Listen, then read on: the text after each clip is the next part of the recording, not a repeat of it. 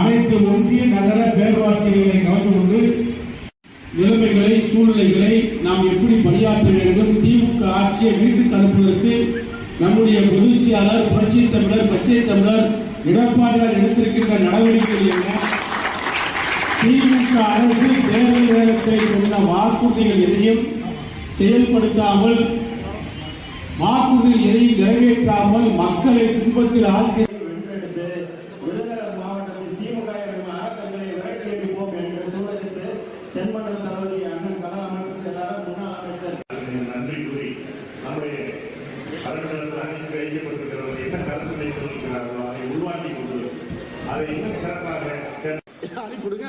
அங்கங்க ஒரு வீடா இருந்தா கூட ஒன்றியல் வீடுனா அந்த வீட்லயே 50 பேர் உட்காரலாம்ல, அங்க வச்சே மீட்டிங் போடுங்க.